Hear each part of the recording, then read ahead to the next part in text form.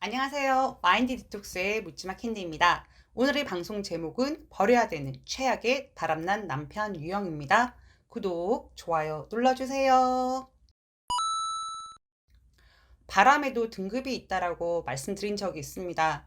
이혼과 관계 회복의 선택 기준에서 이혼을 고민해야 하는 경우에 대해서 언급한 내용에 대해서 다시 한번 말씀을 드리도록 하겠습니다. 물론 이혼을 고민해야 하는 경우이지 이혼을 해야 하는 경우라고 단정 지은 것은 아닙니다. 그럼에도 함께 살아온 세월, 아이들 문제, 경제력 등 결혼은 여러 가지가 유기적으로 엮여 있기 때문에 이혼 자체가 무 자르듯이 그렇게 단칼에 쉽게 결정할 수 있는 부분은 아니라는 거 여러분들 다 알고 계시죠? 제가 예전에 언급을 했던 이혼을 고민해야 하는 경우로는 첫 번째, 결혼 생활 내내 최소 2회 이상의 외도를 한 적이 있다. 두 번째, 외도라기보다는 여러 명의 불특정 대다수의 여자들과의 관계를 가지는 성중독자이다. 세 번째, 외도 상황 이전부터 부부 관계가 치명적으로 좋지 않았다. 네 번째, 폭언, 폭행, 알코올 중독, 도박 중독, 경제적인 무능력함에서 두 가지 이상 해당된다. 다섯 번째, 유책 배우자인 남편이 먼저 이혼 소송을 청구했다. 즉흥적으로 혹은 오기로 이혼 소송을 건 경우는 회복의 여지가 있습니다. 다만 외도 이전부터 이혼을 고려하고 의도적으로 이혼 소송을 청구한 경우입니다. 여섯 번째, 거짓말을 입에 달고 살고 죄책감이 1도 없다. 일곱 번째, 가출 기간이 1년 이상으로 집에 들어올 생각이 아예 없다. 여덟 번째, 가출 기간 동안 아이들과의 연락이나 만남을 전혀 하지 않는다. 만약에 아이들과의 관계가 좋고 돈독하고 주기적으로 면접을 한다면은 관계 회복 방향으로 고민을 해보시는 게 더 좋을 것 같긴 합니다. 좋은 아빠도 중요한 부분이잖아요. 아홉 번째, 결혼 초기 신혼 또는 1년에서 5년 이내에 발생한 외도이다. 이런 경우는 결혼 생활 내내 지속적으로 바람을 필 가능성이 높다라고 생각을 합니다. 열 번째, 아내 스스로도 경제적, 정신적인 독립이 확실하게 되어 있다. 경제적, 정신적 독립이 되어 있다고 이혼을 하라는 게 아니라 이혼을 하려면 이거는 기본적으로 갖추고 있어야 되는 조건이라서 말씀을 드렸습니다. 11번째, 인성 자체 문제가 있고 성격 장애가 있다. 사실 오늘 방송을 준비하게 된 이유는 상담하시는 분들 중에서 그 시절 저처럼 캔디처럼 내가 만들어 놓은 남편에 대한 프레임과 결혼 생활에 대한 기억 때문에 이혼을 고민하고 준비를 해야 할 상황임에도 그 미련과 집착의 끈을 내려놓지 못하고 분노하고 아파하고 매달리고 고통스러워하는 분들이 계시기 때문입니다. 물론 그 시절 저 또한 친정 식구들과 주변에서 해주는 말들이 안 들렸습니다.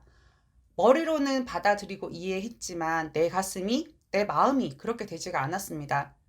그게 더 고통스럽다는 걸 압니다. 여러분들 더 고통스러운 거 알고 있거든요. 또 한편으로는 제가 전 남편에 대한 미련이 없는 이유는 매달릴 만큼 매달리고 포악질 할 만큼 다 해봤고 끝까지 기각으로 버텨도 봤고 할 걸 다 했기 때문이 아닐까라는 생각도 듭니다.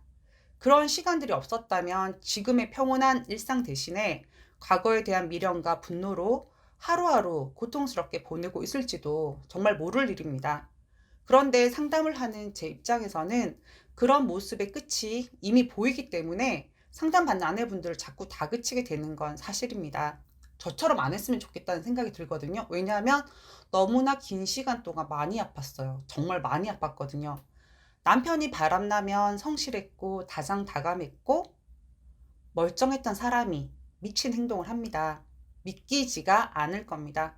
불륜에 빠져들면 도파민 분비로 정상적인 사고가 되지 않고 오로지 상간녀 생각밖에 없습니다. 기야말 노릇이죠. 평생 바람질을 하는 아주 숙련된 바람쟁이 혹은 양다리 유형들은 도파민 분비라기보다는 습관처럼 긴 시간 동안 해온 행동들이라서 평소 행동에서 크게 벗어나서 미치지는 않습니다. 원래 바람쟁이들 집에 엄청 잘하는 거 아시죠? 이런 유형들은 불륜이 발각이 되면 일반적으로 왜냐면 그 사이조차도 깊지 않은 경우도 많기 때문에 상간녀들을 나몰라라 하고 가정으로 이제 돌아오는 경우가 대부분입니다. 왜냐?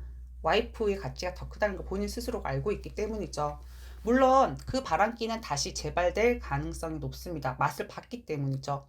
그런데 한 번도 바람을 안 피웠던 남편이 사고처럼 술을 마시고 바람이 났거나 아니면 본인 자체가 성장 과정에서 결핍감이 아주 커서 평소에는 아내에게 집착하고 사랑한다고 난리를 하다가 시들해져서 또 다른 집착 대상인 상간녀를 만났을 때 미친 행동들과 내뱉는 말들은 상식선을 벗어납니다. 그러니까 아내분들도 미치고 환장할 수밖에 없습니다. 바람나서 미쳤다고 인정을 하시고 뭐라고 씨부리고 독한 말을 남편이 퍼붓고 그럴 때 아내가 반응을 하게 되면요. 자신하고 싸울 거리들을 끊임없이 만들어내거든요. 왜냐하면 싸워야 거리가 생기잖아요. 자기가 너랑 안 맞아, 안 맞아서 바람난 거야. 이런 식으로 얘기를 할 수 있단 말이에요. 외박을 밥 먹듯이 하고 이혼을 해야 하는 수만 가지 이유를 아내에게 갖다 붙입니다. 아내를 계속 자극하는 거죠. 아내분들은 불안할 수밖에 없습니다. 외박이나 장기 여행, 늦은 귀가들이 반복이 되다 보면 당연하게 되어버릴 거고, 그럼 정말로 우리 관계가 이대로 끝나는 게 아닐까? 라는 불안감에 시달릴 수밖에 없습니다. 그런데 문제는 늦게 온다고, 외박한다고 말 한마디 했다가는 우후! 너 오늘은 내가 쳐놓은 낚시 그물에 잘 걸리는걸? 오케이! 싸울 거리 생겼네. 하면서 신이 나서 더 크게 싸우려고 달려들 겁니다. 그래서 너랑 나랑 안 맞다는 둥 아내를 끊임없이 자극하고 아내를 흥분하게 만들고 아내를 불안하게 만듭니다. 당연히 그때 남편 뭐 하는 줄 아세요? 녹음합니다. 이혼에 유리한 상황들을 계속 만들고 거기에 휘둘리는 아내분들을 보면서 그 증거들을 모으고 있는 겁니다. 약간의 신랑의 언쟁거리만 생겨도 아내를 가해자로 만들고 경찰 신고를 하고, 쥐가 먼저 지랄을 해놓고 경찰이 오면 피해자 코스프레를 하면서 맞고소까지 합니다. 고소를 취하지 않을 거라고 아내에게 엄포를 놓습니다. 저도 당했었거든요. 사실 우리 살면서 언제 경찰서 잡혀가고 형사고소 당했겠어요. 저도 진짜 엄청 매달리면서 취해달라고 했는데 절대 안 해주더라고요. 설마 그래도 나랑 살아온 세월이 있는데, 내 남편인데, 바람 전에는 자상했었는데, 뭐 사실 모르겠습니다. 자상한 건지 내 비를 안 건드리고 살아온 건지는 모를 일이기도 하고요. 지금 드는 생각입니다.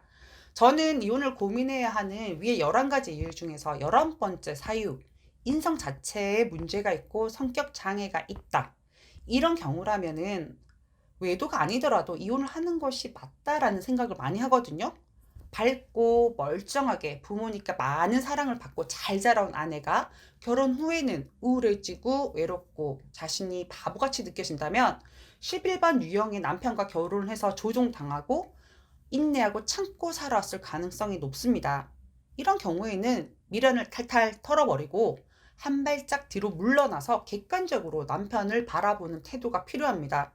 내 친구의 남편이 저런 새끼라면, 옆집 아저씨가 저런 인성의 소유자라면, 그리고 그런 놈에게 당하고 참고 살아가는 사람이 내가 아닌 내 친구라면, 우리 집 옆집 아줌마라면 과연 나는 뭐라고 조언을 해주고 있을까?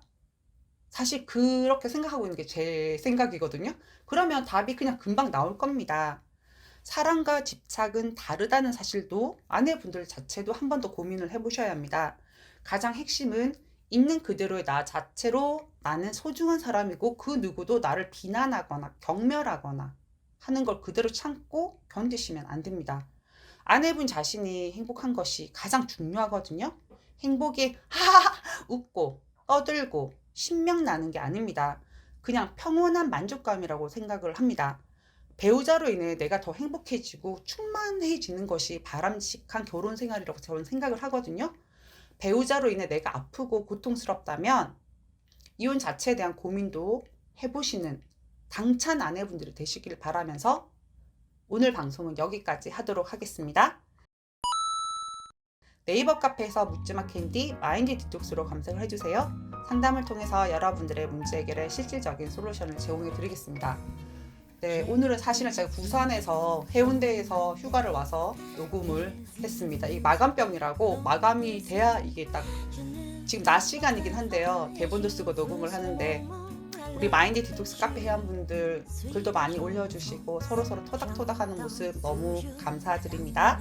여러분들 덥지만 몸 건강 다 유의하시고요. Have a sweet mind detox. 다음 방송일에 우리 또 만나요. 안녕.